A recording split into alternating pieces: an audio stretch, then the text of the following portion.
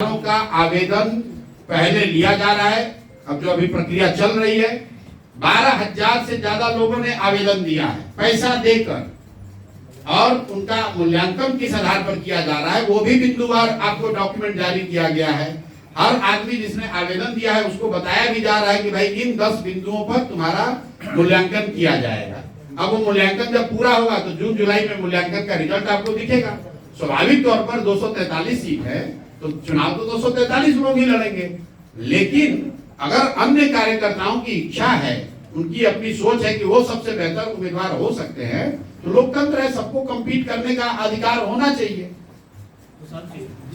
जिस 35-40 साल की राजनीति के आधार पर जंगल राज और महाजंगल राज के आधार पर आप जन स्वराज को स्थापित करने का काम कर रहे हैं, उन्हीं दलों में नर्चर जो लोग हैं वो आपके दल में आज नेता हो रहे हैं या फिर जो है वो लोग प्रत्याशियों की लिस्ट में कैसे तय करेंगे? बिल्कुल ठीक बात है, इस पर बहुत लंबी चर्चा हुई है। कई बार लोगों ने सुझाव भी दिया कि जो लोग पहले से किसी दल में हैं उसको जन स्वराज में शामिल किया जाना चाहिए कि नहीं, क्योंकि मैं ही ये बात पिछले 2.5 वर्ष में गांव-गांव में घूम के कह रहा हूं कि बिहार में सिर्फ 1250 परिवार के लोग ही पिछले 30 वर्ष में एमएलए एमपी बने हैं, चाहे किसी दल का विधायक हो, किसी का सांसद हो।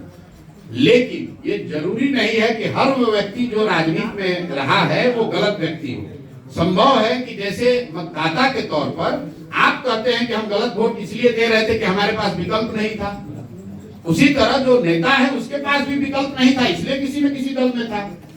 महत्वपूर्ण बात यह है कि अब जब वो दल में आया है तो उसके चरित्र पर अगर कोई दाग हो, अगर वो गुंडा माफिया हो, बदमाश हो, तब आप बताइए कि दूसरे दलों के गलत लोग हमारे पास आ रहे हैं।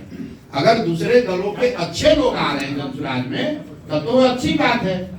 और अंतिम बात समझ लीजिए, इस बात की हम लोगों ने घोषणा भी की है कि 243 लोग जो चुनाव लड़ेंगे उसमें ज्यादातर लोग नए लोग ही लड़ेंगे, लेकिन ये संभव है कि 25, 30, 40% लोग ऐसे भी हों जो पहले से चुनाव लड़ रहे हो या राजनीतिक तौर पर सक्रिय रहे हो। अब बिहार में कोई राजनीतिक व्यवस्था अगर आप बनाएंगे तो उसमें शामिल होने वाले लोग तमिलनाडु और मंगल ग्रह से तो आएगा नहीं, इसी समाज से निकल कर आएगा। हम लोग की कोशिश है कि इस समाज में जिसकी भी रिलेटिवली अच्छी छवि है, देखिए कोई दावा नहीं कर सकता है कि हमारे साथ जो बैठा है हर आदमी दूध का दूल्हा है। आप हम पर भी इल्जाम लगा सकते हैं, सब पर इल्जाम लगा सकते हैं, लेकिन मोटे तौर पर आपको जन स्वराज में कोई मर्डरर, कोई बालू माफिया, शराब माफिया, गुंडा, बदमाश, रेपिस्ट वो नहीं दिखेगा। रोक किसी पर नहीं है, लेकिन अगर वो आ भी गया कहीं गलती से तो उसको इस व्यवस्था में कोई बड़ी जिम्मेवारी नहीं मिलेगी, ऐसा आप यकीन रखिए। अंतिम बात समझिए, आज की जो व्यवस्था है उसमें कोई सज्जन ईमानदार व्यक्ति भी रहता है और आप लोग पूछते हैं भाई तुम तो ईमानदार हो, तुम काहे चोरी कर रहे हो, तो कहता है भैया व्यवस्था ऐसा है, इतना आदमी इसमें चोर है कि बिना चोरी किए उपाय नहीं है।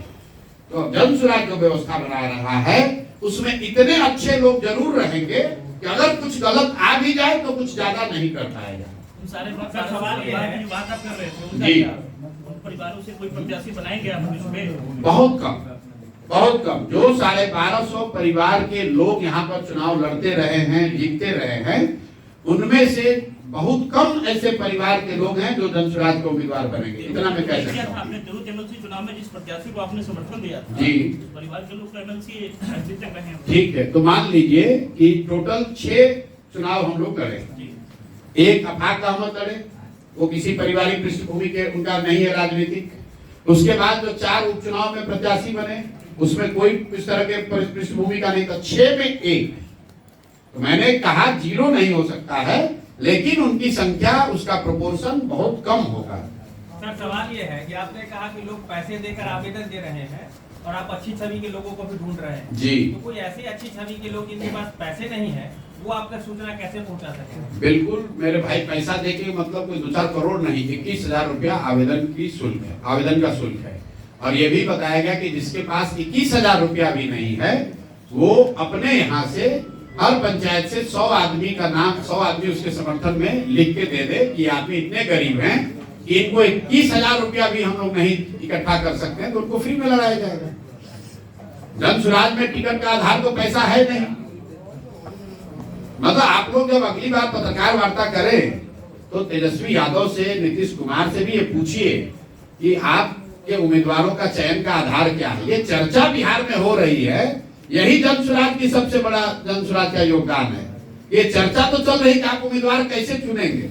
हमको तो नहीं लगता है कि यहाँ किसी की हिम्मत है या आपके पास अपॉर्चुनिटी है कि आप जाकर पूछ सकें कि नीतीश जी या मोदी जी आप किस आधार पर अपना उम्मीदवार चुनेंगे। इसके लिए सर आप धन्यवाद के नहीं, धन्यवाद के पात्र नहीं है। आपने सवाल भी पूछ दिया है। ठीक बात, धन्यवाद के पात्र नहीं, मैं आपको कह रहा हूँ जैसे लोग पूछते हैं कि जन सुराज में पैसा कहाँ से आता है, हम लोग उसका जवाब भी देते हैं। ये अच्छी बात है, आपको पूछना चाहिए। साथ में आपको लालू यादव और तेजस्वी यादव से भी पूछना चाहिए कि भाई तुम्हारे दल में पैसा कहाँ से आ रहा है, नीतीश के लोग पैसा कहाँ से ला रहे हैं। ये सवाल आप लोग पूछिए तो उससे लोकतंत्र में खाली प्रशांत किशोर ही दल ही नहीं है ना, पत्रकार भी तो लोकतंत्र का एक महत्वपूर्ण स्तंभ है। आप लोग भी ये सवाल पूछिए कि भाई प्रशांत किशोर से पूछा गया कि पलायन कैसे रोक दोगे 1 साल में, उन्होंने जवाब दिया। मानिए ना मानिए, आपका काम है सवाल पूछना, हमने जवाब दिया। तेजस्वी यादव से भी पूछिए कि सर 2500 रुपया आप देंगे तो ये 1.5 लाख करोड़ रुपया लाएंगे कहां से। पूछने का अवसर तो आप क्यों खो रहे हैं भाई। तो जो सामने प्रशांत किशोर बैठे हुए हैं तो आपको जो मन है सवाल पूछिए, बिल्कुल पूछना चाहिए। साथ में दूसरे लोगों से भी पूछिए। अगली बार फाइनेंस मिनिस्टर यहाँ आए, कोई शासक दल का कोई नेता है तो उससे पूछिएगा कि प्रशांत किशोर ने कहा है, इल्जाम लगाया है कि आरबीआई का आंकड़ा बता रहा है कि पिछले 1990 से लेकर अभी तक 26 लाख करोड़ रुपया यहाँ से बैंकों ने ट्रांसफर किया है दूसरे राज्यों में। ये हम कह रहे हैं आरबीआई के वेबसाइट के हवाले से। जरा यहाँ के फाइनेंस मिनिस्टर से पूछिए ये पैसा गया है कि नहीं गया, और अगर गया है तो उसको रोकने के लिए सरकारों ने क्या प्रयास किया है। उनको यही नहीं मालूम होगा कि सीडी रेशियो है क्या। अगर है तो बताओ क्या है।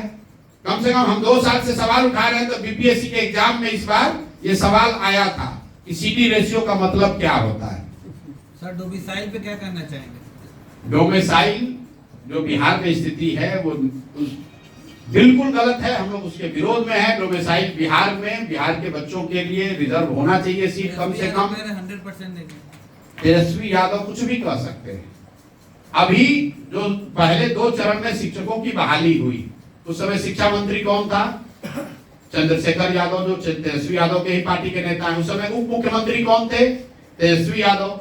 और नौकरी देने का श्रेय कौन लेना चाह रहा है? तेजस्वी यादव। तो आप लोग जरा पूछिए कि सर आप उस समय डोमिसाइल नीति काहे नहीं लागू कर दिए? 2 लाख जब शिक्षकों की भर्ती हो रही थी, अभी तो 1 साल पहले की बात है, 70% यूपी और मध्य प्रदेश के लड़के उसमें आए हैं, दूसरे राज्यों के लड़के आए हैं। जैसे विपक्ष में आए तो तुमको डोमिसाइल नीति दिख रहा है।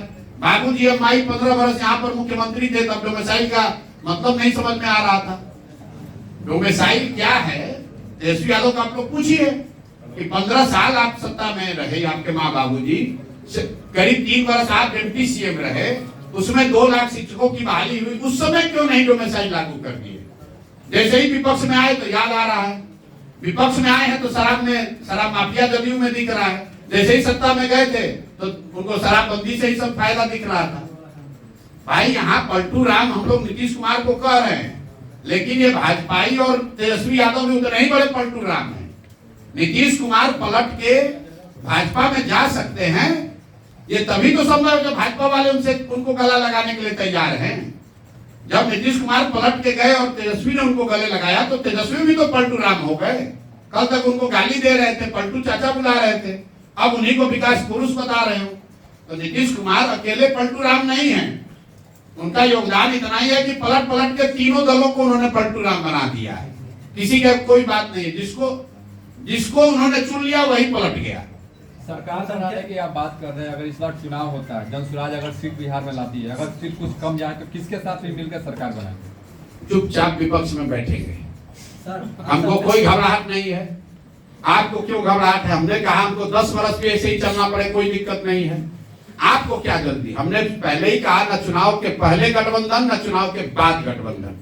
शहनवाज हुसैन का कहना था कि उपचुनाव से उनको समझ आ गया। अच्छी बात है, हमको समझ आ गया है तो शहनवाज जी को ये बताने के लिए धन्यवाद। सर अल्पसंख्यक विकास के लिए क्या करेंगे सर आप? अल्पसंख्यक के विकास के लिए क्या करेंगे, क्या प्लान है? हम लोग किसी अलग से वर्ग के लिए कि मैं अनुसूचित जाति के लिए क्या करूंगा, अल्पसंख्यक के लिए क्या करूंगा, ये अलग से बात करने का मतलब नहीं है। सबसे पहले तो बिहार के लिए क्या करेंगे, बिहार की दुर्दशा को सुधारने के लिए क्या करेंगे ये बता रहे हैं। लेकिन अगर बिहार में बच्चों के पढ़ाई की बात हो रही है और अल्पसंख्यकों की आबादी 18% है, 18% आपका भी उसमें फायदा है।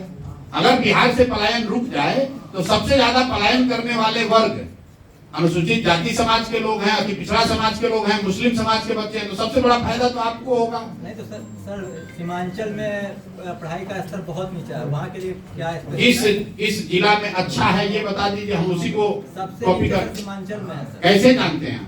वहाँ शिवहर में उससे अच्छा है, चंपारण छपरा मुजफ्फरपुर में उससे अच्छा है, ऐसा कहीं आंकड़ा नहीं है। प्रेस कॉन्फ्रेंस चला, पत्रकार को बात करने दीजिए, आप पत्रकार को बात करने दीजिए, पत्रकार लोग को मौका दीजिए, फिर हम लोग का मौका चलिए, धन्यवाद।